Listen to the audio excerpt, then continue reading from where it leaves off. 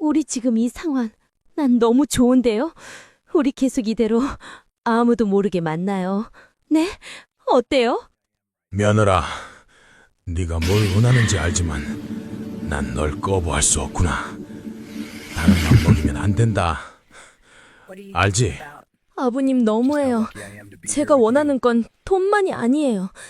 제 목적을 이룰 때까지 전 멈추지 않을 거예요. 근데 아버님, 너무 잘한다. 진짜 몰라요. 웬일이니 웬일이야. 크기도 합격이에요. 진짜 너무 좋아요. 좋아. 우리 오늘 어디까지 가는지 한번 해보자. 그렇게 좋아? 뒤로 돌아봐. 재벌가 별장의 침실은 짙은 어둠과 금기를 깨는 짜릿한 열기로 가득 차 있었습니다. 시아버지와 며느리, 이 세상에서 가장 가까우면서도 가장 해서는 안 될 관계가 시작된 순간이었죠. 이들의 대화는 욕망의 경계를 넘어서는 위험한 밀약이었습니다. 시아버지는 칠순을 바라보는 노인이었지만 며느리 세아의 젊음과 매혹적인 몸매는 그의 오랜 외로움과 건퇴를 부수는 유일한 자극이었습니다. 세아는 황홀함 대신 냉정함으로 그를 대했습니다. 그녀는 마치 체스판 위에 말을 움직이듯 시아버지의 몸짓 하나하나를 철저히 분석하고 있었습니다. 그녀의 완벽한 몸매는 복수를 위한 가장 치명적인 무기였죠. 시아버지는 그녀에게서 파멸의 냄새를 맡았지만 이미 쾌락에 사로잡혀 돌아올 수 없는 강을 건넜습니다. 세하는 시아버지가 절정에 달했을 때 그의 귓가에 결정적인 질문을 속삭였습니다. 서재 금고 비밀번호, 아직도 제 생일이 맞나요? 시아버지는 쾌감 속에서 무심코 고개를 끄덕였고 며느리 세하의 눈동자에는 차가운 만족감이 떠올랐습니다. 이 관계의 모든 순간은 세하가 미리 준비한 숨겨진 녹음기에 세밀하게 기록되었습니다. 그녀는 단순한 유혹자가 아니었습니다. 복수와 정의 실현을 위한 임무를 수행하는 냉혹한 복수자였습니다. 이 충격적인 금기 관계의 시작은 바로 6개월 전 시아버지의 갑작스러운 부상에서 비롯되었습니다. 그녀의 복수극은 이미 오래전에 시작된 것이었습니다. 안녕하세요. 오늘도 좋은 하루 보내고 계시죠? 저희 채널이 마음에 드신다면 좋아요와 구독 부탁드리고요. 여러분의 소중한 관심이 제게 큰 힘이 됩니다. 준비되셨나요? 그럼 오늘 이야기 속으로 함께 출발해 보시죠. 한태석 전 부회장의 장례식장은 거대한 재벌가의 무게만큼이나 차갑고 무거웠습니다.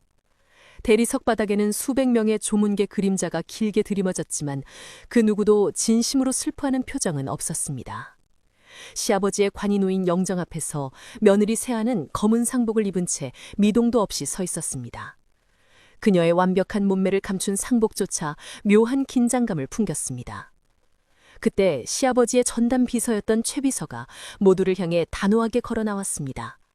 이제 곧 이 자리의 가장 큰 폭풍, 바로 유 원장이 공개될 참이었죠. 세아는 숨을 고르며 관을 바라봤습니다. 유 원장이 공개되기 직전에 그 짧은 침묵 속에서 세아는 이 순간을 위해 제가 여기까지 왔습니다. 라고 속으로 되뇌었습니다. 그녀의 가슴은 복잡한 감정으로 미세하게 떨리고 있었습니다. 분위기는 곧장 극에 달했습니다. 최 비서는 유 원장 전문을 읽기 전 조심스러운 목소리로 회장님께서 별세 직전 유 원장의 일부를 수정하셨습니다. 라고 말했습니다. 이 말에 아들 한준수는 물론 친인척 모두가 술렁이기 시작했습니다. 준수는 입술을 질끔 깨물며 시선을 세아에게 던졌지만 세아는 눈 하나 깜짝하지 않았습니다. 그녀의 피부는 창백할 만큼 차가워 보였습니다.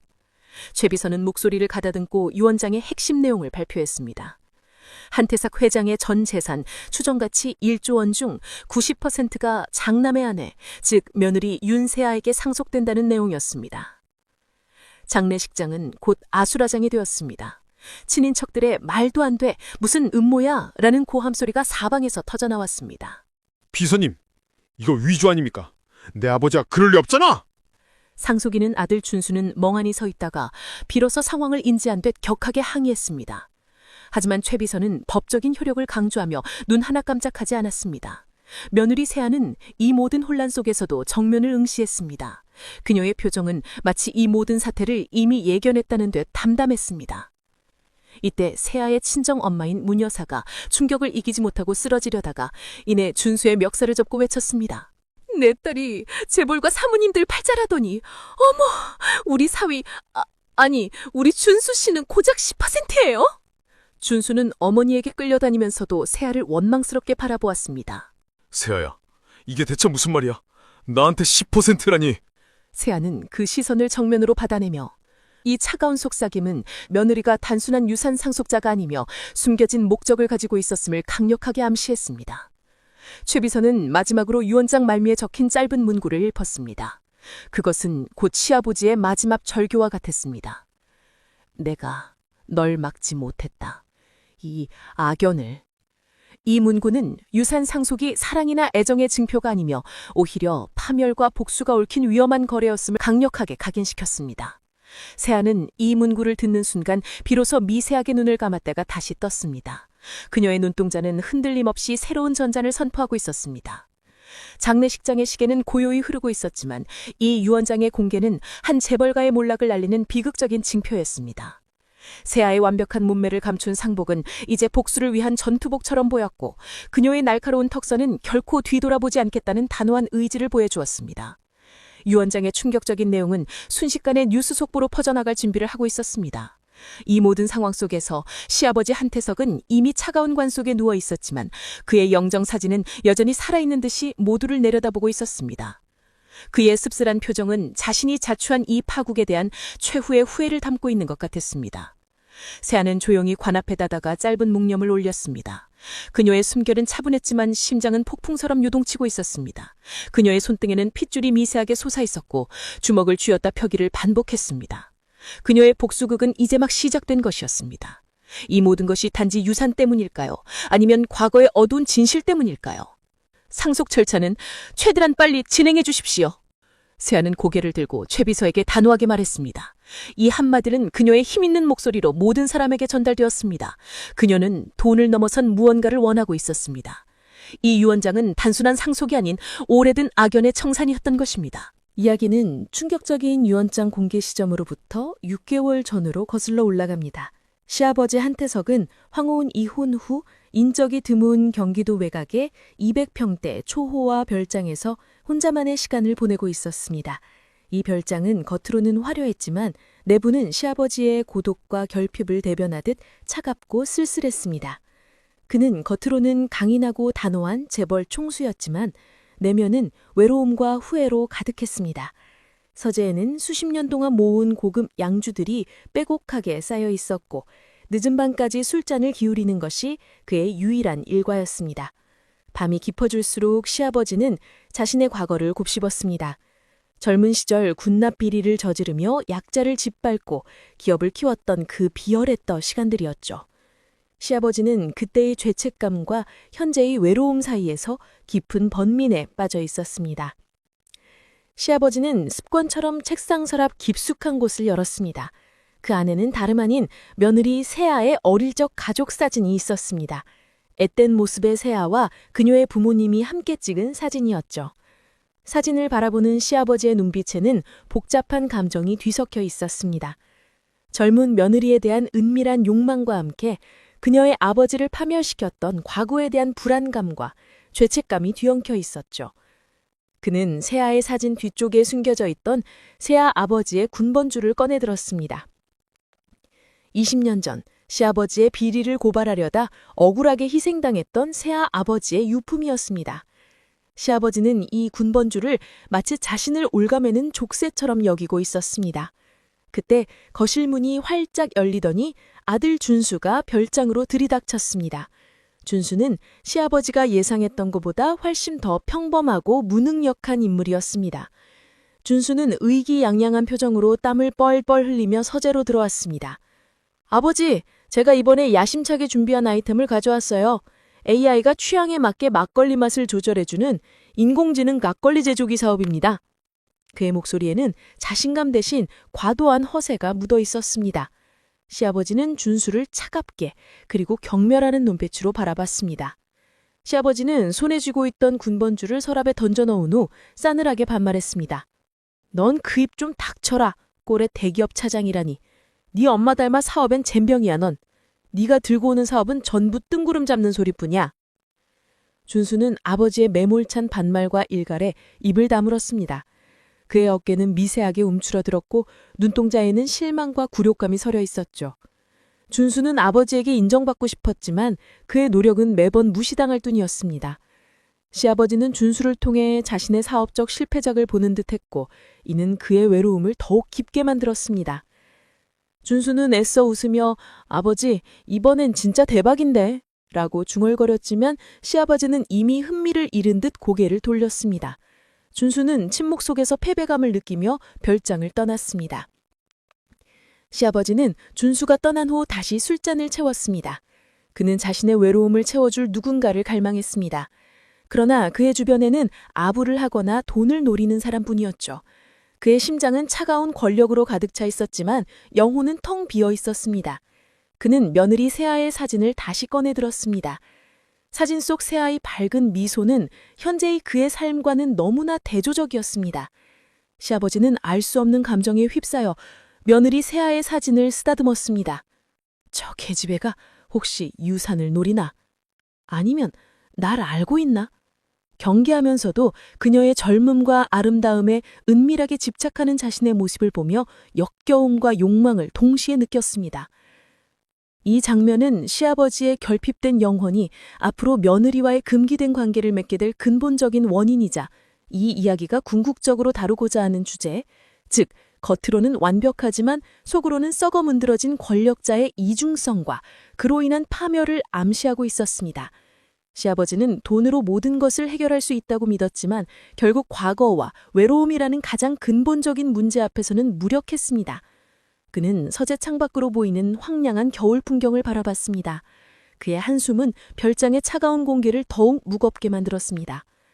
그는 자신이 저지른 악행의 씨앗이 며느리 세아라는 형태로 다시 자신에게 돌아올 것이라고는 상상조차 하지 않았습니다. 그의 눈동자는 깊은 밤의 어둠처럼 흔들리고 있었습니다. 세아의 사진을 다시 서랍에 넣을 때 시아버지는 문득 섬뜩함을 느꼈습니다. 그는 세아의 사진이 마치 자신을 감시하고 있는 것처럼 느껴졌습니다.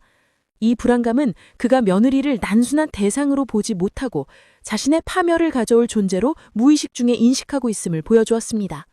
시아버지는 불안함을 떨치기 위해 다시 술을 마셨습니다. 술잔을 들이킬 때 그의 손은 미세하게 떨리고 있었습니다. 그는 이 외로운 별장에서 파멸이라는 운명을 홀로 기다리고 있었습니다. 가을이 깊어지던 어느 날 시아버지는 별장 뒤편 텃밭에서 갑작스러운 허리 부상을 당하며 쓰러지셨습니다. 그는 고독한 외로움 속에서 예상치 못한 부상을 당했고 병원에 입원하셨지만 몸져놓은 상태였습니다. 아들 준수는 해외 거래처와의 중요한 미팅을 핑계로 간병을 거절했습니다. 그는 아버지의 건강보다 자신의 일과 명분을 더 중요하게 여겼습니다. 아버지, 죄송해요. 법적으로도 요양원보다 가족 간병이 훨씬 낫대요. 세아가 갈 거예요. 준수는 무책임하게 상황을 정리하며 며느리 세아에게 간병을 떠넘겼습니다. 결국 며느리 세아가 홀로 시골 별장으로 간병을 오게 되었습니다. 별장으로 가는 길, 친정엄마인 무여사에게 전화가 걸려왔습니다. 무여사는 사치스러운 목소리로 며느리에게 엉뚱한 미신을 이야기했습니다. 세아야, 시아버지 침대 밑에 쌀 3톨 넣어드려라. 그게 재산이 우리 딸한테 붙는 부적이다. 세아는 담담하게 전화를 끊고 별장에 도착했습니다. 며느리 세아는 겉으로는 걱정스러운 표정을 지었지만 그녀의 날카로운 시선은 별장의 내부를 훑으며 무언가를 찾고 있는 듯 했습니다. 이 간병은 단순한 효도가 아니었습니다. 복수극의 무대가 드디어 펼쳐지고 있었습니다. 별장에 도착한 세아는 시아버지의 침실에 들어섰습니다. 침실은 그의 권위만큼이나 웅장했지만 어딘가 모르게 텅 비어있는 듯 했습니다. 세아는 시아버지가 입을 잠옷과 속옷들을 정리하기 시작했습니다. 칠순 노인의 잠옷이었지만 세아는 그것들을 만지면서 노인의 잠재된 욕망과 외로움을 직감적으로 느꼈습니다. 세아는 잠옷을 조심스럽게 개면서 자신의 완벽한 몸매를 가진 몸을 잠옷에 잠시 기대어 보았습니다. 그녀의 이마에는 한 방울 땀이 맺히지 않았고 그녀의 행동은 철저하게 계산된 연기였습니다. 그녀는 시아버지의 침실에 서서 당신의 모든 것을 가질 준비가 되었습니다. 라고 속으로 되뇌었습니다. 이 짧은 순간 그녀는 간병인이 아닌 파멸의 설계자가 되었습니다. 세아는 간병인으로서의 역할을 철저히 수행했습니다. 시아버지의 식사를 챙기고 약을 드리고 물리치료를 도왔습니다. 하지만 그녀의 모든 친절함 속에는 차가운 의도가 숨어 있었습니다. 그녀는 시아버지의 생활 패턴, 약점, 그리고 숨겨진 습관들을 끊임없이 관찰했습니다. 특히 시아버지가 자주 머무는 서재와 잠들어 있는 시간대에 집중했습니다. 그녀는 이 별장에서 아버지의 명예와 자신의 복수를 완수하기 위한 결정적인 증거를 찾을 계획이었습니다. 시아버지는 처음에는 며느리의 간병에 의아해했지만 이내 그녀의 헌신적인 모습에 안심하고 그녀에게 의지하기 시작했습니다. 그는 외로움 속에서 며느리의 젊음과 아름다움과 헌신적인 태도에 은밀한 감정을 느끼기 시작했습니다. 시아버지는 세아에게 사소한 명령을 내리면서도 그녀의 몸매를 훔쳐보는 것을 멈추지 못했습니다. 그의 눈빛에는 경계심 대신 욕망과 기대가 차오르기 시작했습니다. 이 간병은 단순한 효도가 아닌 며느리의 치밀한 복수극과 시아버지의 파멸적인 욕망이 교차하는 위험한 무대의 시작이었습니다. 며느리 세아가 별장 간병을 시작한 지 일주일이 되었을 무렵 시아버지 한태석은 며느리의 헌신적인 간병에 완전히 경계심을 풀었습니다. 세아는 그의 습관을 철저히 분석했고 시아버지는 밤마다 수면제와 신경안정제를 함께 복용하고 깊은 잠에 빠지는 습관이 있었습니다. 그날 밤 시아버지가 평소보다 많은 양의 수면제를 복용하고 깊이 잠든 것을 확인한 세아는 조심스럽게 침실을 나섰습니다. 그녀의 목표는 오직 하나, 시아버지가 가장 아끼는 서재였습니다. 서재는 그의 권력이 응축된 공간이었고 그 안에는 20년 전 비리 사건의 결정적인 증거가 숨겨져 있을 것이 분명했습니다. 세아는 숨소리조차 내지 않으며 서재 문 앞에 섰습니다. 문은 육중했지만 세아는 능숙하게 잠금 장치를 해제했습니다. 그녀는 이 별장에 오기 전 치밀하게 준비한 계획에 따라 움직이고 있었습니다. 서재 안은 고급 양주 냄새와 오래된 종이 냄새가 뒤섞여 있었습니다. 세아의 시선은 곧바로 시아버지의 거대한 책상으로 향했습니다. 그녀는 책상 서랍을 하나씩 뒤지기 시작했습니다. 곧이어 그녀는 가장 깊은 서랍 안쪽에서 작은 금고를 발견했습니다. 그리고 그 옆에는 시아버지가 늘 손에 쥐고 만지작거리던 어릴 적 가족 사진이 놓여 있었습니다. 세아는 사진을 집어들었습니다. 사진 뒷면엔 희미하게 나의 전부 1995년이라는 글귀가 적혀 있었습니다. 세아는 그 글귀를 보며 입술을 깨물었습니다. 세아는 곧바로 금고에 집중했습니다. 그녀는 이미 인트로에 배드신 미래 시점에서 시아버지에게 확인한 자신의 생일 1996년 3월 15일을 비밀번호로 입력했습니다. 금고는 딸깍하는 소리를 내며 조용히 열렸습니다. 그 안에는 현금 뭉치, 수십 년 된 통장들과 그녀의 시선을 사로잡는 오래된 노란 봉투가 들어 있었습니다. 봉투 겉면에는 시아버지의 필체로 고윤민호라는 이름이 적혀 있었습니다. 고윤민호는 다름 아닌 세아의 아버지였습니다. 세아의 손이 미세하게 떨리기 시작했습니다. 봉투 안에는 낡은 군번줄과 함께 세아 아버지가 남긴 것으로 보이는 자필 진술서와 군납비리 관련 문서가 들어 있었습니다. 진술서에는 한태석 부회장이 나의 고발을 막기 위해 모든 증거를 조작하고 나를 협박했다는 끔찍한 내용이 상세하게 적혀 있었습니다. 세아는 그 문서를 읽는 내내 숨을 쉴 수 없었습니다. 20년 전 그녀의 아버지가 억울하게 죽음을 맞이한 이유와 그 모든 배후에 시아버지가 있었다는 잔인한 진실이 눈앞에 펼쳐졌습니다. 세아는 문서를 재빨리 카메라로 촬영했습니다. 나레이션은 이때 증거 확보의 절실함을 강조합니다. 20년 전 비리 문서는 이미 공소시효가 지났거나 법적 시효가 복잡하게 얽혀 있었습니다. 이 서류만으로는 시아버지를 처벌할 수 없었죠.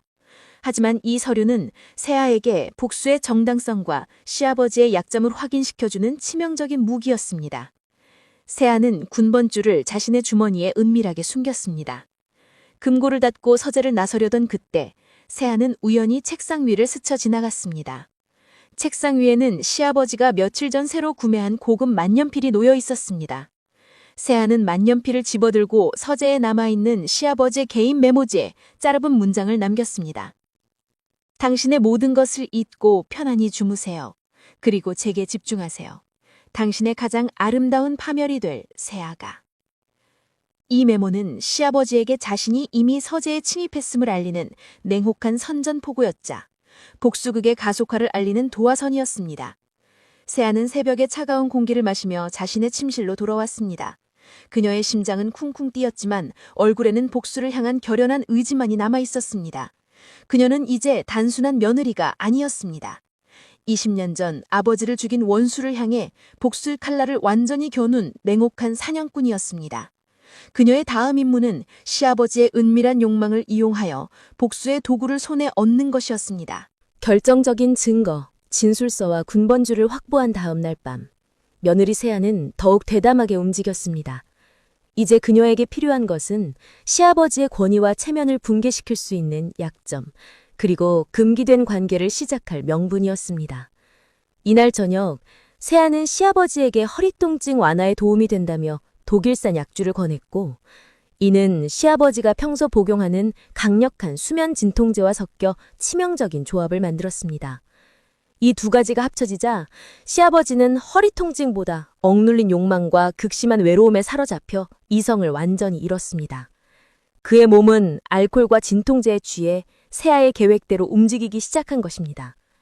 새벽 2시경, 술과 약기운 때문에 잠 못 들던 시아버지는 외로움을 이기지 못하고 며느리 세아를 상상하며 홀로 괴로운 시간을 보내고 있었습니다. 그는 칠순의 나이에도 억제할 수 없는 욕망에 시달리고 있었죠. 그때 이불을 더 가져가기 위해 문을 열고 들어온 세아에게 그 수치스러운 모습을 발각당하고 말았습니다. 시아버지는 극도의 수치심에 얼굴을 들지 못하고 이불 속으로 황급히 몸을 숨겼습니다. 그는 평생 쌓아온 권위와 체면이 한순간에 무너지는 굴욕감을 맛보았습니다. 이 순간 시아버지는 돈으로도 해결할 수 없는 자신의 가장 취약한 민낯을 며느리에게 들켰다는 공포에 휩싸였습니다. 며느리 세아는 방금 본 장면에 놀란 듯했지만 곧 싸늘한 미소를 지으며 침대 옆에 앉았습니다. 그녀는 시아버지의 젖은 이마에 손을 얹으며 나직이 말했습니다. 아버님도 남자시잖아요. 외로운 건 당연해요. 우리 준수 씨는 이 정도 열정도 없는데. 오히려 아버님이 이렇게 건강하신 모습 보니 안심이 되네요. 세아는 그 말과 함께 이불 밖으로 나온 시아버지의 손등을 마치 주무르듯 천천히 쓰다듬었습니다. 이 단순한 접촉은 시아버지에게 파멸적인 전율을 안겨주었습니다. 그녀의 손길은 위로가 아닌 다음 단계로의 노골적인 유혹이었습니다. 시아버지는 숨을 참으며 세아의 완벽한 몸매를 감춘 상복 아래의 곡선을 훔쳐보았습니다. 그의 얼굴은 수치심과 새로운 욕망으로 붉게 달아올랐습니다. 세아야, 너 정말 괜찮은 거냐? 내 꼴이 우습지 않으냐? 넌 나한테 복수해야 하는 거 아니냐? 시아버지는 취중에도 자신의 죄책감을 흘렸지만 세아는 그의 말을 교묘하게 차단했습니다. 그녀는 그의 머리를 쓰다듬으며 마치 어린아이를 다루듯 달콤히 속삭였습니다. 왜요, 아버님? 아버님은 저한테 가장 필요한 분이시잖아요. 저한테 가장 많은 것을 줄 수 있는 분이시고요. 제가 아버님을 우습게 볼 리가 없잖아요. 오히려 감사한걸요. 이 외로운 별장에서 저랑 둘이 산 있잖아요. 세아의 말은 돈과 권력을 원하는 듯 포장되어 있었지만 실제로는 금기된 관계를 원하는 시아버지의 마음을 정확히 관통했습니다. 시아버지는 세아의 냉정한 시선 아래 자신의 모든 권위와 자존심이 무너지는 것을 느끼면서도 그녀의 유혹을 뿌리칠 힘이 없었습니다. 이 밤 두 사람의 관계는 이미 되돌릴 수 없는 금기 속의 긴장감으로 채워지기 시작했습니다. 금기를 들킨 다음 날 아침, 시아버지는 어젯밤의 일 때문에 새아이에게 시선을 마주치지 못하고 어색하게 사과하려 했습니다. 그의 얼굴에는 죄책감 대신 어젯밤에 격렬했던 감정과 수치심이 뒤섞여 있었습니다. 그때 며느리 세아는 시아버지에게 오히려 더욱 도발적으로 다가섰습니다.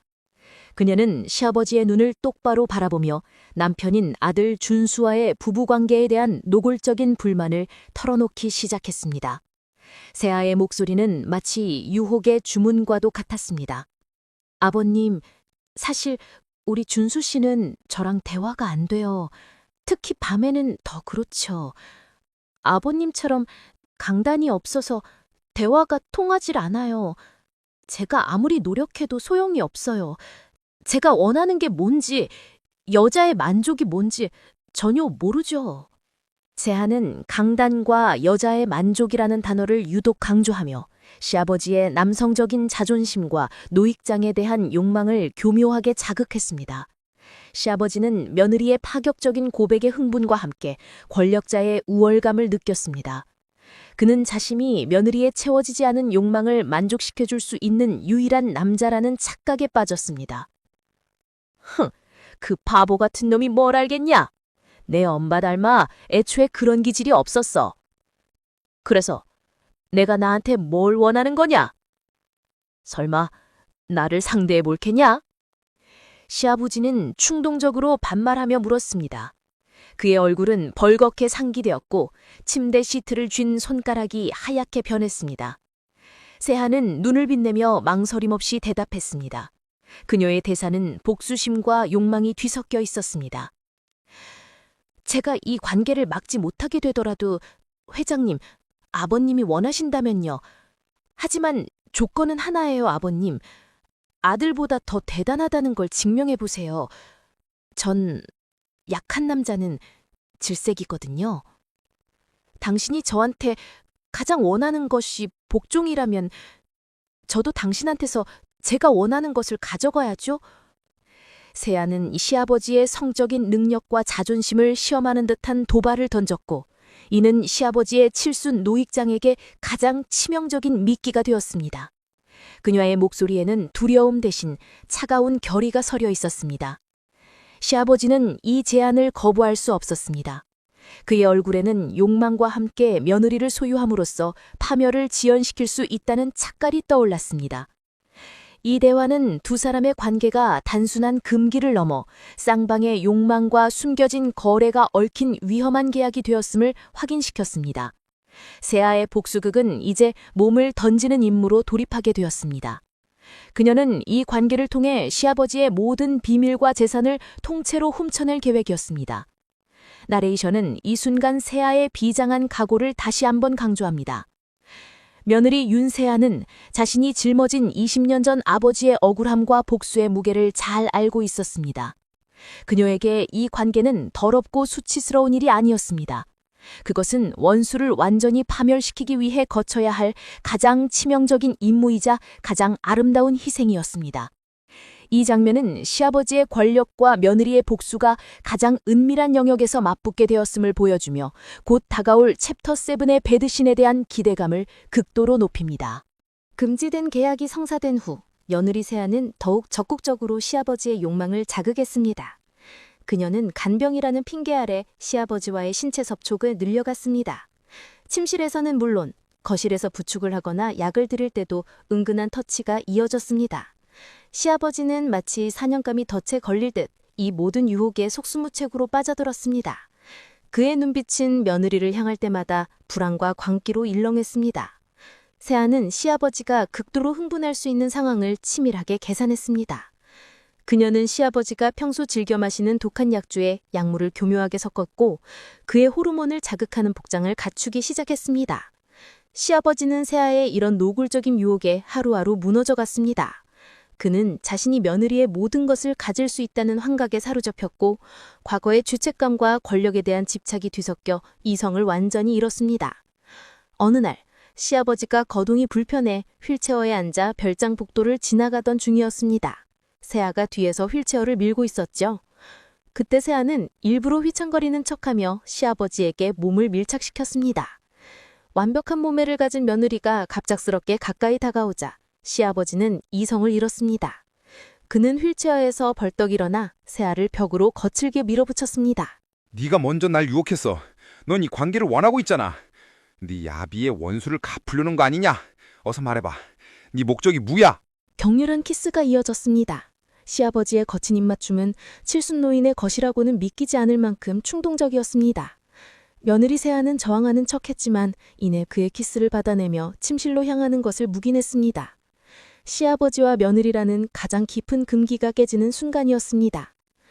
관계가 끝난 후 시아버지는 만족감과 함께 묘한 승리감에 젖어 세아를 바라봤습니다. 하지만 세아의 얼굴에는 성적인 만족감 대신 임무를 완수한 냉정한 표정만이 떠올랐습니다. 그녀는 태연하게 옷매모새를 다듬으며 미리 준비한 질문을 던졌습니다. 회장님, 혹시 서재 금고 비밀번호는 아직도 제 생일인가요? 제가 전에 실수로 잠근 적이 있어서요. 시아버지는 쾌락의 여운이 가시지 않은 상태에서 세아의 질문에 아무 의심 없이 고개를 끄덕였습니다. 그는 자신이 며느리의 유혹에 완전히 속아 넘어가고 있다는 사실을 전혀 눈치채지 못했습니다. 이 모든 과정은 세아가 미리 준비한 숨겨진 녹음기에 세밀하게 기록되었습니다. 20년 전 진술서는 시효가 불분명했죠. 이 녹음만이 시아버지의 권위를 단번에 무너뜨릴 가장 현재적이고 치명적인 협박 무기였습니다. 세아는 이 녹음 없이는 복수를 완성할 수 없었습니다. 관계가 단순히 욕망 해소가 아닌 복수 임무의 완벽한 일부라는 점을 다시 한번 상기시키는 순간이었습니다. 세아는 녹음기를 조용히 끈 후 시아버지에게 마지막 말을 남겼습니다. 아버님, 이제부터 저는 아버님의 비밀을 지켜주는 유일한 사람이 될 거예요. 그리고 아버님의 이 외로움을 채워줄 유일한 사람도 저고요. 아버님은 저한테서 절대 도망칠 수 없어요. 시아버지는 그녀의 말에 묘한 공포를 느꼈지만 이미 쾌락과 욕망에 사로잡혀 돌아올 수 없는 강을 건넌 뒤였습니다. 이 녹음 파일은 단순한 불륜 증거가 아니었습니다. 며느리가 재산을 상속받고 나아가 시아버지의 모든 것을 파멸시킬 수 있는 가장 강력한 무기가 될 참이었습니다. 세아는 시아버지에게 달콤한 독약을 먹이고 있었습니다. 시아버지와의 금지된 관계는 이제 단순한 비밀을 넘어섰습니다. 시아버지는 세아를 통해 자신의 젊음과 권력을 다시 확인하려 했고, 세아는 이 관계를 복수의 도구로 치밀하게 이용했습니다. 그들의 관계는 별장 전차를 뒤덮는 뜨거운 긴장감이 되었습니다. 며칠 뒤 아들 준수가 업무차 별장에 내려왔습니다. 그는 아버지 허리 부상 경과를 확인하러 온 것이었지만 실제로는 세아를 향한 질투심과 소유욕 때문이었습니다. 준수는 아버지를 살피는 며느리의 헌신적인 모습에 안심하는 듯했지만 사실 세아는 준수가 도착하기 전부터 가장 충격적인 계획을 세우고 있었습니다. 그날 밤 준수가 잠든 후 세아는 시아버지에게 은밀한 신호를 보냈습니다. 시아버지는 마치 소년처럼 흥분했고 그의 침실로 향했습니다. 세아는 시아버지의 침실에 들어서기 전 시아버지 서재에서 미리 꺼내둔 중요한 USB를 자신의 옷 속에 숨겼습니다. 이 USB에는 시아버지가 재벌그룹 회장직을 찬탈하는 과정에서 발생한 수천억 대 비자금 및 횡령 관련 데이터가 들어있었습니다. 이는 세아가 마지막으로 확보해야 할 숨겨진 증거였습니다. 세아는 시아버지에게 가장 노골적인 유혹을 던졌습니다. 아버님, 오늘 우리 준수 씨가 바로 아래 방에서 자고 있어요. 제가 아버님께 드리는 이 가장 자극적인 선물을 아버님은 참으실 수 있나요? 세아의 도발적인 속삭임은 시아버지의 이성을 완전히 마비시켰습니다. 그는 아들의 존재가 오히려 금기를 깨는 짜릿한 흥분제가 된다는 사실에 전율했습니다. 그들의 관계는 아들이 자고 있는 바로 그 방 위에서 격정적으로 이루어졌습니다. 이 유희는 단순한 쾌락이 아니었습니다. 며느리 세아가 비자금 USB를 확보하고 나간 다음 날 아침, 시아버지는 밤새 자신을 눈눌렀던 쾌락과 굴욕감 사이에서 깨어났습니다. 그는 어젯밤 아들 방 위에서 세아와 벌였던 금기된 행위를 떠올리며 극심한 자기 혐오에 빠졌습니다. 문득 정신을 차린 시아버지는 자신의 와이셔츠 주머니에 있어야 할 USB 보관키가 사라졌음을 깨달았습니다. 그의 심장은 급격히 요동치기 시작했습니다. 시아버지는 허리를 부여잡고 서재로 달려갔습니다. 그는 황급히 금고를 열었지만 안에 있던 오래된 노란 봉투의 위치가 미묘하게 바뀌어 있음을 직감했습니다. 불안함에 휩싸인 그는 서둘러 서랍을 뒤졌습니다. 그리고 책상 위의 메모지에서 세아가 남긴 도발적인 문구를 발견했습니다. 당신의 모든 것을 잊고 편안히 주무세요. 그리고 제게 집중하세요. 당신의 가장 아름다운 파멸이 될 세아가. 이 짧은 문구는 시아버지에게 며느리가 간병인이 아닌 복수자였음을 알리는 청천벽력과도 같았습니다. 시아버지는 비로소 며느리가 자신을 유혹했던 모든 행동, 약주를 권했던 일과 아들 방 위에서 관계를 가졌던 모든 것이 치밀하게 계산된 복수국이었음을 깨달았습니다. 그는 며느리가 자신의 모든 것을 빼앗아갔다는 사실에 전율했습니다. 20년 전 자신이 파멸시켰던 윤민호의 딸이 가장 치명적인 방식으로 자신에게 되돌아온 것입니다. 분노와 공포에 휩싸인 시아버지는 곧바로 아들 준수를 불렀습니다. 준수야, 당장 들어와. 네 아내 세아가 미쳤다. 걔가 지금 내 재산을 노리고 있다. 당장 별장에서 내쫓아. 준수는 잠에서 덜 깬 표정으로 서재에 들어섰습니다.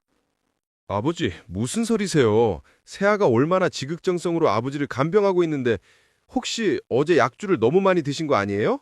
세아는 그런 사람 아니에요. 말도 안 돼요. 시아버지는 아들의 무능하고 둔한 반응에 더욱 분노가 치밀었습니다. 그는 아들에게 진실을 설명하려 했지만 이내 멈칫했습니다. 자신이 며느리와 금기를 저질렀다는 사실을 아들에게 고백할 수는 없었기 때문입니다. 이 금지된 비밀은 이제 시아버지의 가장 큰 약점이 되었습니다. 시아버지는 결국 아들에게 아무 말도 하지 못하고 비서실장에게 전화를 걸어 세아의 모든 행동을 감시하고 당장 별장 외부로 나가지 못하게 막으라고 명령했습니다. 그는 권력을 이용해 세아를 굴복시키고 모든 증거물을 회수하려 했습니다. 시아버지의 권력과 며느리의 치밀한 복수국이 정면으로 충돌하는 순간이었습니다. 시아버지는 복수자 세아를 향해 마지막 남은 권력의 칼날을 휘두르기 시작했습니다. 세아의 하나하나가 시아버지에게는 파멸로 가는 카운트다운처럼 느껴졌습니다. 시아버지의 권력적인 역습은 즉각적으로 시작되었습니다. 그는 외부 비서실장과 보안팀을 동원하여 별장 주반에 삼엄한 감시망을 구축했고 며느리 세아가 별장 외부로 나가는 것을 철저히 봉쇄했습니다. 시아버지는 세아를 완전히 고립시킨 후 그녀를 서재로 불러들였습니다.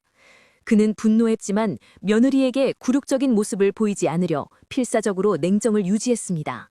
세아야, 너 네 아버지 군번주를 가져갔지. 그리고 녹음도 했어. 네가 뭘 원하는지 안다. 하지만 이 한태석이가 움직이면 네가 가진 모든 증거는 세상에 나오기도 전에 쓰레기가 될 뿐이야. 넌 날 이길 수 없어. 시아버지는 세아를 향해 최후의 통보를 날렸습니다. 그는 며느리가 자신의 힘과 권력 앞에 무릎 꿇을 것이라 확신했습니다. 그는 세아의 모든 것을 잃을까 두려워하는 모습을 보려 했지만 세아의 눈빛은 흔들림이 없었습니다. 그녀는 서재에 들어서면서 이미 이 상황을 예상하고 있었습니다. 아버님, 저는 모든 것을 다 가졌어요. 아버님의 죄책감, 아버님의 욕망, 그리고 아버님이 덮어뒀던 20년 전 진실까지요. 아버님은 저한테서 아무것도 가져갈 수 없어요. 아버지의 복수를 위해 저는 모든 것을 걸었어요. 세아의 단호한 태도에 시아버지는 잠시 당황했습니다. 그는 돈을 미끼로 며느리를 회유하려 했습니다. 좋아. 네 아버지를 파멸시킨 것은 미안하다. 내가 네게 현금 100억을 주겠다.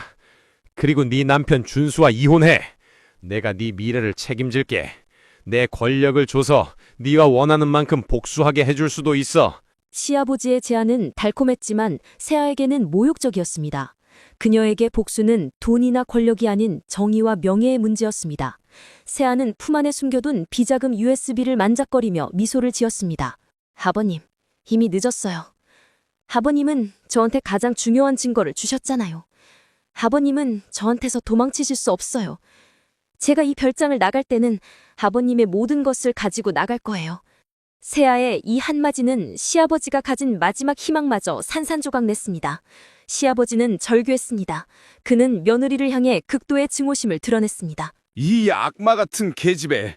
네가 감히 어디서 내가 널 가만두지 않을 것이다. 세아는 시아버지의 분노를 비웃으며 곧바로 아들 준수에게 전화를 걸었습니다. 세아는 준수에게 아버님이 위독하다는 거짓 정보를 흘리며 별장으로 돌아오라고 종용했습니다. 이는 시아버지와 자신의 관계가 절정에 다담을 알리고 복수의 마지막 단계인 시아버지의 몰락을 아들에게 목격시키는 것을 실행에 옮기려는 세아의 치밀한 전략이었습니다. 세아는 모든 것을 잃을지라도 아버지의 복수만은 반드시 이뤄내겠다고 결심했습니다. 이 올 이즐 로스트 지점은 세아에게 가장 큰 위험, 별장 감금을 안겨주었지만 그녀는 이를 복수의 기회로 삼았습니다. 시아버지의 명령으로 별장은 외부와 완전히 차단되었습니다. 세아는 감금된 상태였고 비서실장이 고용한 보안팀원들이 별장 주변을 순찰하며 그녀의 움직임을 감시했습니다. 그녀는 모든 증거, 진술서, 녹음, USB를 확보했지만 물리적으로 이 별장을 탈출해 외부에 노출할 수 없는 최악의 상황에 놓였습니다. 그녀는 자신의 방 침대에 앉아 창밖의 어둠을 바라보았습니다. 이 순간은 세아에게 영원의 어두운 밤이었습니다. 그녀는 잠시 자신이 걸어온 복수의 길을 되돌아봤습니다. 아버지의 명예를 회복하기 위해 시작했지만 결국 시아버지의 더러운 욕망에 자신을 내맡겨야 했습니다. 그녀의 복수는 가장 치욕적인 방법으로 진행되었고 이제 그녀는 사랑하는 남편, 비록 무능력하지만 이 모든 추악한 진실을 폭로해야 하는 기로에 서 있었습니다. 세아는 고통스러웠습니다. 아버지, 제가 이 방법밖에 없었을까요? 제가 더럽혀진 몸으로 준수 씨에게 어떻게 이 모든 진실을 말해야 할까요? 저도 더 이상은 견디기 힘들어요. 복수를 완성해도 저는 깨끗해질 수 없겠죠? 그때 현관문이 열리는 소리가 들렸고 아들 준수가 별장으로 들이닥쳤습니다. 세아가 아버지가 위독하다는 거짓 정보를 흘린 것이 주요했습니다. 준수는 급하게 뛰어들어왔고 세아를 보자마자 달려와 그녀를 끌어안았습니다. 세아야, 아버지한테 무슨 일이야? 비서실장한테 전화했더니 아무 말도 안 하고 행설수설만 하잖아. 너는 왜 이렇게 창백해? 무슨 일 있었어? 세아는 준수의 품에 안겨 잠시 망설였습니다. 그녀는 이 무능하고 순진한 남편을 끌어안고 영원히 이 비밀을 묻어버리고 싶은 충동을 느꼈습니다. 하지만 그녀의 손은 주머니 속 군번줄을 만작거렸습니다. 아버지의 희생을 헛되이 할 수는 없었습니다. 세아는 결심했습니다. 준수 씨, 앉아봐요. 할 말이 있어요. 당신 아버지에 대한 이야기예요.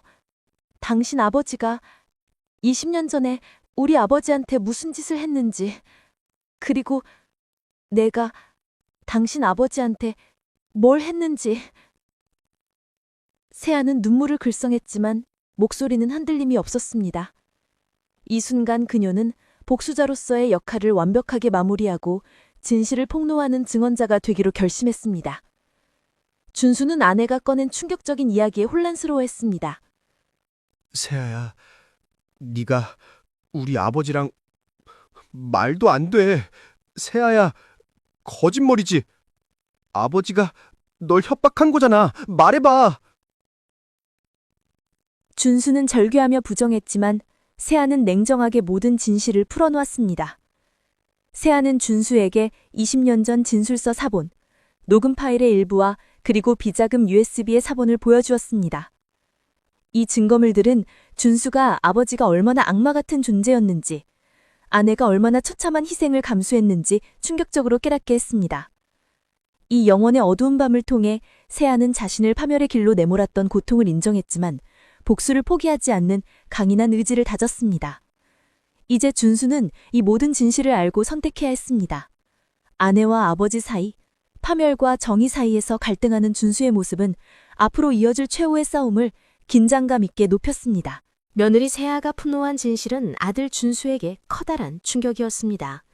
그는 아버지가 자신의 어머니와 아내를 배신하고 심지어 20년 전 세아의 아버지를 파멸시켰다는 사실에 경악했습니다. 준수는 자신의 무능함 때문에 아내가 그 모든 치욕을 겪었다는 죄책감에 무너졌습니다. 그는 분노와 슬픔 속에서 괴로워했지만 세아의 결연한 의지를 보고 결정을 내려야 했습니다. 세아야, 나는 아버지가 이렇게까지 괴물일 줄은 몰랐어. 네가 겪은 고통, 내가 감히 상상도 못하겠어. 아버지의 권위, 이제 그걸로 아버지를 무너뜨릴 수는 없어. 하지만 난 네 남편이야. 아버지의 죄를 함께 짊어질게. 이제 우리가 어떻게 해야 해? 나한테 명령해. 내가 도울게. 준수는 아내의 복수극에 파국적으로 협조하기로 결심했습니다. 이 순간 준수는 그저 무능한 남편이 아닌 아내의 복수를 돕는 동반자로 각성했습니다. 세아는 준수의 결심을 확인하고 이제부터 진행될 마지막 임무를 설명했습니다. 우리가 가진 증거는 아버지를 파면시키기에 충분하지만 아버님은 권력으로 모든 것을 막으려 할 거예요. 우리에게 필요한 건 아버님이 스스로 파멸을 선택하도록 만드는 거예요. 그리고 제가 아버님의 유산을 가져와야 해요. 그래야 아버님이 가장 고통스러울 테니까요.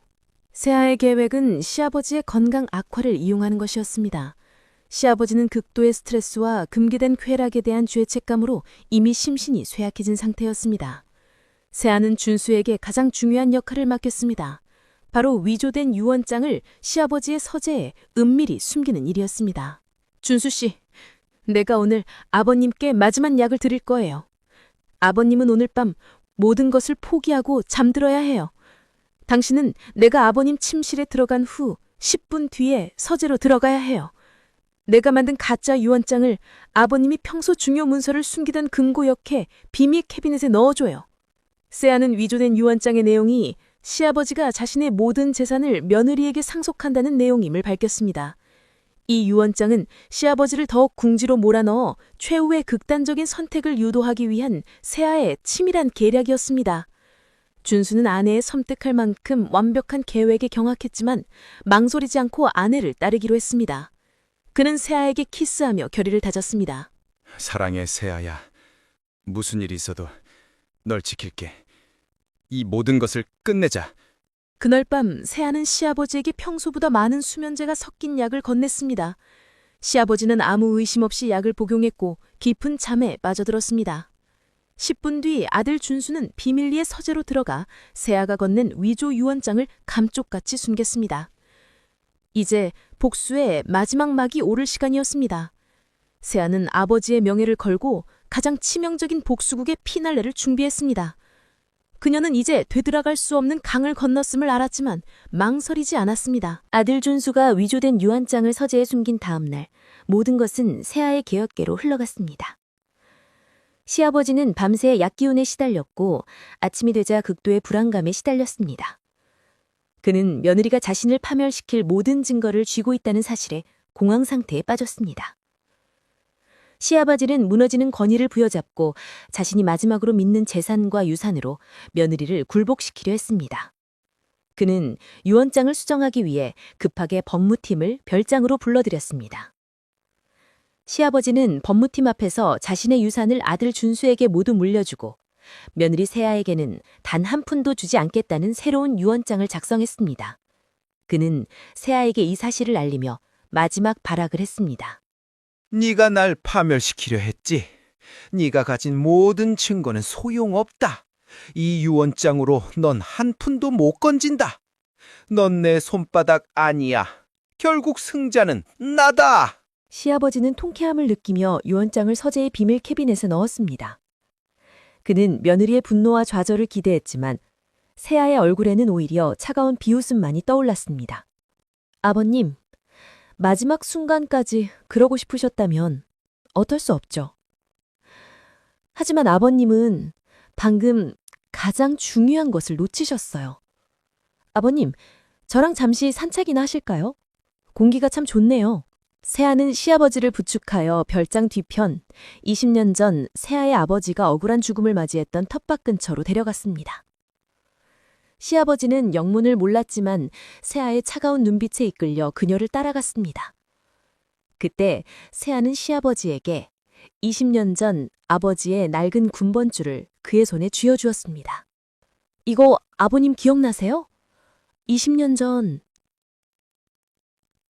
당신이 파멸시켰던 윤민호의 거예요. 그날 이후 저는 이 순간만을 기다렸어요. 이제 당신이 가장 사랑하는 것을 잃을 시간이에요. 세아의 말이 끝나자마자 아들 준수가 뛰어나왔습니다. 준수는 시아버지 앞에서 며느리 편에 서서 격분했습니다. 아버지는 사람이 아니야. 세아가 겪은 일, 아내가 겪은 고통, 이제 모든 것을 멈춰. 시아버지는 아들마저 자신을 배신했다는 사실에 큰 충격을 받았습니다. 그의 심장은 고통스럽게 죄어왔습니다. 세아는 이 틈을 놓치지 않고 그가 조금 전 비밀 캐비넷에 숨긴 유언장이 아닌 며느리에게 90% 상속된다고 위조된 유언장이 담긴 봉투를 시아버지에게 보여주었습니다. 아버님, 당신은 조금 전 저에게 가장 중요한 결정적 증거를 넘겨주셨어요. 지금 캐비넷에 있는 건 당신이 조금 전 넣은 유언장이 아니라 제가 준비한 거예요. 아버님은 저한테 모든 것을 주셨죠. 자신이 방금 작성한 유언장이 사라지고 며느리가 위조한 유언장이 캐비넷에 남아있다는 사실을 깨달은 시아버지는 완전히 무너졌습니다. 권력, 아들, 유산과 체면까지 모두 며느리에게 넘어갔다는 절망감은 그의 심장을 멈추게 했습니다. 시아버지는 충격으로 쓰러졌고 며느리 세아는 싸늘하게 그 광경을 지켜봤습니다. 시아버지는 유언장 공개 현장에서 세아의 90% 상속 유언장을 자신이 직접 작성하고 서명했다는 것을 인정하게 됐고 이 파멸은 세상에 알려졌습니다. 시아버지 한태석은 충격으로 쓰러진 후 며느리 세아는 모든 것을 손에 넣었습니다. 시아버지가 쓰러지는 마지막 순간까지 그는 세아가 위조한 전 재산 며느리 90% 상속 유언장을 파기하지 못했습니다. 아들 준수는 이 모든 비극적인 상황 속에서 아내 세아의 편에 섰고 아버지를 방치한 채 세아의 복수를 지켜보았습니다. 장례식장에서 유언장이 공개되었을 때 세상은 재벌가의 충격적인 유산 상속 스캔들에 열광했습니다. 장례식이 끝나고 몇 주 후 며느리 세아는 상속 절차를 마무리했습니다. 그녀는 1조 원대의 유산 중 90%를 상속받아 새로운 재벌가 여회장이 되었습니다. 그녀는 가장 먼저 아버지의 명예를 회복하는 데 집중했습니다. 20년 전 시아버지가 저지른 군납비리 진술서와 비자금 USB는 익명으로 언론과 검찰에 넘겨졌습니다. 세아의 아버지는 억울한 누명에서 벗어났고 그의 명예는 완전히 회복되었습니다. 이제 모든 복수가 끝났습니다. 세아는 남편 준수와 함께 시아버지가 거주했던 그 초호화 별장에 다시 돌아왔습니다. 별장은 더 이상 고독과 파멸의 공간이 아닌 세아의 새로운 권력을 상징하는 공간이 되었습니다. 세아는 고급스러운 거실 창가에 서서 바깥 풍경을 내려다보았습니다. 그녀의 옆에는 이제 더 이상 무능력하지 않은 아내의 복수극을 지켜본 후 두려움과 경외심이 뒤섞인 눈빛을 가진 남편 준수가 서 있었습니다. 세아야, 이제 모든 게 끝났어. 당신은 해냈어. 아버지를 이겼어. 준수는 아내의 어깨에 손을 얹으려 했지만 세아는 미동도 없이 그 손길을 무시했습니다. 그녀는 이제 준수에게 이전의 사랑스러운 아내가 아니었습니다. 그녀는 복수라는 임무를 완수한 냉혹한 권력자였습니다. 네, 끝났어요. 아버지가 제게 주었던 것은 돈이 아니에요. 권력이죠. 그리고 아버지의 파멸이었고요. 세아는 준수를 향해 차가운 시선을 던졌습니다. 그녀는 이제 이 무능력한 남편에게 더 이상의 애정을 느낄 수 없었습니다. 그녀는 복수를 완성하는 과정에서 자신의 영혼도 상당 부분 잃은 것을 깨달았습니다. 그녀의 완벽한 몸매를 감싼 고급스러운 옷은 이전의 상복보다 더욱 차갑고 단단해 보였습니다. 그녀는 가장 더러운 강을 건넜고 이제 그 더러운 권력의 자리에 앉았습니다. 윤세아. 그녀는 20년 전에 악연을 청산하고 승리했지만 그녀의 승리는 역설적으로 시아버지가 가졌던 고독한 권력을 그대로 물려받았음을 의미했습니다. 그녀는 이제 가장 아름다운 복수자가 아닌 가장 차가운 여회장이었습니다. 그녀의 다음 행보가 무엇일지는 아무도 알 수 없었습니다. 몇 년의 시간이 흘렀습니다. 며느리 세아는 재벌 그룹을 완전히 장악했습니다. 그녀는 시아버지의 잔재를 모두 청산하고 기업을 투명하고 윤리적으로 경영하려 노력했습니다. 하지만 권력의 자리는 그녀에게 평화를 가져다 주지 못했습니다. 그녀는 시아버지가 느꼈던 것과 똑같은 고독을 느끼기 시작했습니다. 그녀의 완벽하고 차가운 아름다움 뒤에는 복수라는 치욕스러운 강을 건너며 생긴 지울 수 없는 상처가 남아 있었습니다. 남편 준수는 여전히 세아의 곁에 머물렀지만 그들의 관계는 이미 돌이킬 수 없을 만큼 변해 있었습니다. 준수는 아버지를 배신한 죄책감과 아내의 압도적인 권력 앞에서 영원한 부채감을 느끼며 살았습니다. 그는 더 이상 세아에게 남편이 아닌 가장 충직하고 비굴한 조력자일 뿐이었습니다. 세아는 준수에게 애정을 느끼지 않았지만 자신의 모든 비밀을 아는 유일한 증인이자 자신의 복수를 도운 공범으로서 그를 곁에 두었습니다. 그들의 결혼 생활은 사랑 없는 차가운 계약의 연속이었습니다. 어느 날 저녁, 세아는 서재에서 20년 전 아버지가 남긴 낡은 군번줄을 다시 꺼내 들었습니다. 그녀는 군번줄을 손에 쥐고 창밖의 어둠을 응시했습니다. 그녀는 아버지가 진정으로 원했던 것이 복수였는지 아니면 정의였는지 다시 한번 되물었습니다. 그녀는 돈과 권력, 그리고 원수의 파멸을 얻었지만 잃어버린 자신의 순수함을 되찾을 수는 없었습니다. 아버지, 복수는 끝났지만 저는 행복하지 않아요. 제가 당신의 명의를 되찾았을 때 저는 또 다른 괴물이 되어 있었어요. 이제 이 거대한 권력 속에서 저는 시아버지처럼 혼자예요. 이 이야기는 우리에게 질문을 던집니다. 과연 파멸적인 복수는 정의일까요? 아니면 또 다른 죄악일까요?